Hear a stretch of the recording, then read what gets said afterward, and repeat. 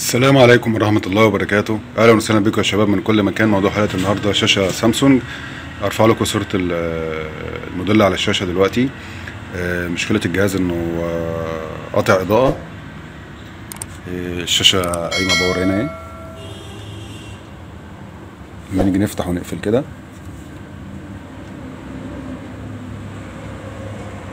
هنفتح تاني.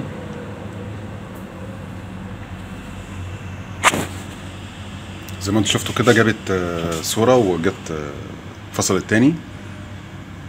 وعندنا هنا كشاف بعرف بيسكت الشاشة قاطع إضاءة ولا لأ. نيجي ننور كده زي ما انتوا شايفين كده يا شباب. لما اطفي الكشاف شغل تاني زي ما انتوا شايفين اهي البيانات. ده كشاف كان في حد كان سألني عليه قبل كده. بنجيب احنا دواية بزرار اون اوف، وبنجيب لندا ليد وبنشيل الكفر البلاستيك اللي عليها وبنحطه على اي شاشة تجينا عشان قبل ما نستلمها نطمن اذا كانت الازازة فيها كسر ولا لا، عشان برضو ما تحطش نفسك في مسؤولية مع العميل، عشان ممكن يجيلك شاشة قطع اضاءة وهي فيها مشكلة برضو في البانل بتاعها. هنفتح ان شاء الله دلوقتي الشاشة نشوف مشكلتها ايه مع بعض. يتابعوا معايا. رجعت لكم تاني يا شباب بعد ما فكيت الظهر بتاع الشاشة. والشاشة هنا لمبات LCD مش LED. وفي الاعطال اللي زي ديت قبل ما بنفك الكارتة بتاعت البوردة بنتست على اللمبات الاول نشوف اذا كان فيهم مشكلة ولا لا. طيب احنا هنتست على اللمبات هنا ازاي؟ بنجيب لمبات زي كده من اي شاشة تكون البانل بتاعها مكسور، يعني بتفك اللمبات بتاعتها، بتخلي اتنين زي دول عندك كده بتست بيهم تشوف المشكلة اذا كانت في لمبات الشاشة او لا، بس تكون واثق ان هم شغالين تمام مفيهمش مشكلة. هنفك كده اول اتنين من تحت.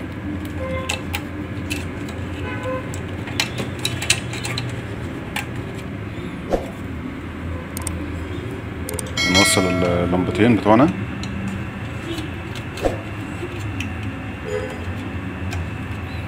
ونجرب نشغل كده.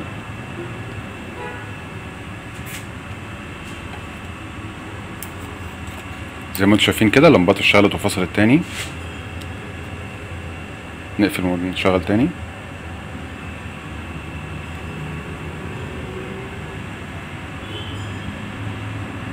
زي ما انتم شايفين كده يا شباب، يبقى كده الجنب ده مفيهوش اي مشكله. هنفصل اللمبات الخارجيه ونوصل اللمبات بتاعتها تاني.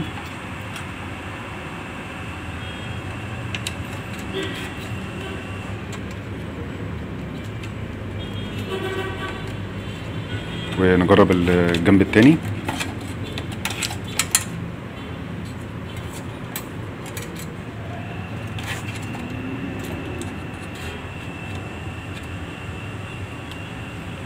ونشغل.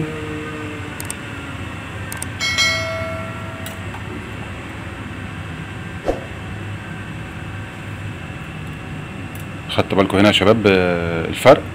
اللمبات هنا اشتغلت هي ما فصلتش، يبقى المشكله عندنا في الجنب اللي فوق. طيب احنا دلوقتي عايزين نعرف اذا كانت في مشكله في لمبه ولا المشكله في اللمبتين مع بعض. هنفصل كده.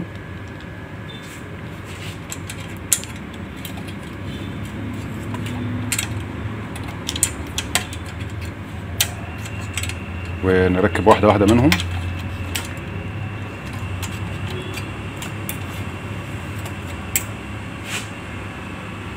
شغل.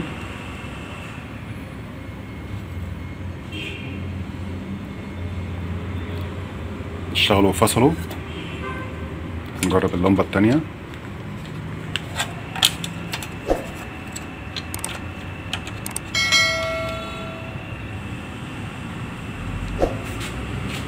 شغل تاني.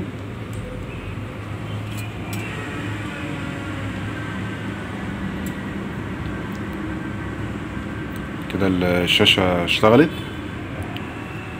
يبقى المشكلة عندنا هنا في اللمبة الحمراء دي اللي هي السلك بتاعها احمر. انا بركب لمبه خارجيه وفاصل اللي هي اللمبه اللي الكابل بتاعها لونه احمر اهو اللي في الشاشه. كده عندنا مشكله في لمبه في الجهاز، والكارته بتاعت البورده سليمه ما فيهاش اي مشكله. هفصل كده الجهاز وافك البانل واشوف اللمبه ايه مشكلتها كده مع بعض. تابعوا معايا.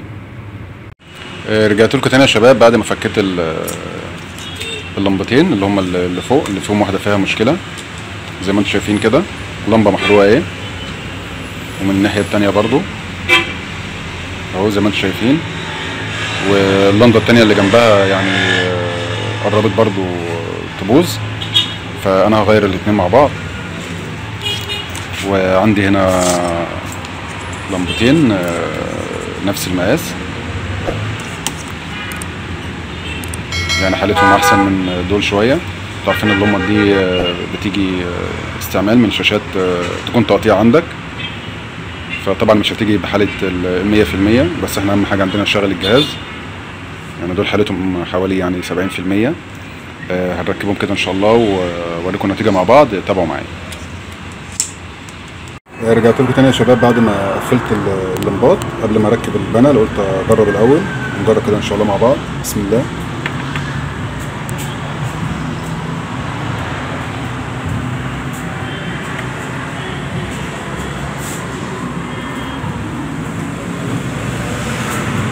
زي ما انتم شايفين كده يا شباب الحمد لله